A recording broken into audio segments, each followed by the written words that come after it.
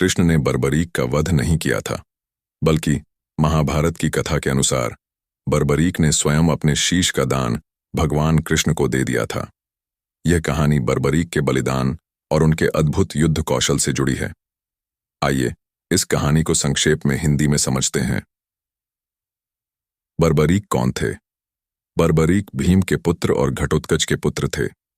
वे एक महान योद्धा थे और उन्हें भगवान शिव से 3 अचूक बाण प्राप्त हुए थे, जिनके द्वारा वे किसी भी युद्ध को समाप्त कर सकते थे।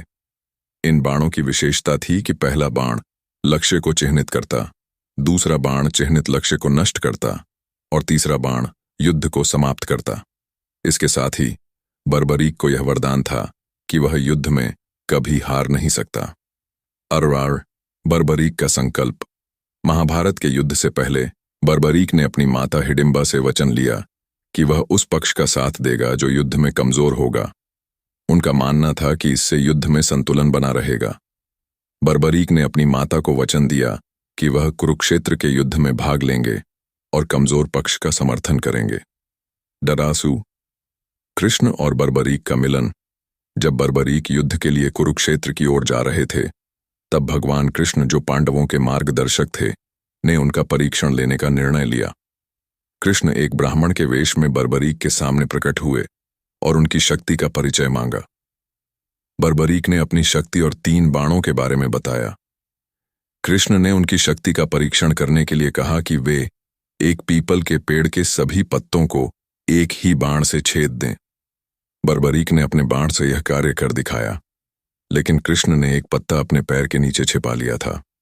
आश्चर्यजनक रूप से बर्बरीक का बाण उस पत्ते तक पहुंच गया और कृष्ण के पैर को हल्का सा छू गया। इससे कृष्ण को बर्बरीक की शक्ति का अंदाजा हो गया। धर्मराजय बर्बरीक का बलिदान। कृष्ण ने बर्बरीक से पूछा कि वे युद्ध में किसका साथ देंगे। बर्बरीक ने बताया कि वे कमजोर पक्ष का साथ देंगे। कृष्ण को यह समझ में आ गया कि बर्बरीक की यह नीति युद्ध को अनिश्चित काल तक खींच सकती है, क्योंकि वे हर बार कमजोर पक्ष का साथ देकर युद्ध को संतुलित रखेंगे। इससे पांडवों की विजय और धर्म की स्थापना में बाधा आ सकती थी। कृष्ण ने ब्राह्मण के रूप में बर्बरीक से दान मांगा। बर्बरीक ने कहा कि वे जो भी मांगेंगे वह देंगे। तब कृष्ण ने बर्बरीक का शीश मांगा। बर्बरीक ने तुरंत अपने शीश का दान देने का वचन दे दिया, लेकिन उन्होंने एक शर्त रखी कि वे युद्ध को अंत तक देखना चाहते हैं। कृष्ण ने उनकी यह इच्छा स्वीकार की। बर्बरीक ने अपने शीश का दान दे दिया और कृष्ण ने उनके शीश को कुरुक्षेत्र के मैदान में एक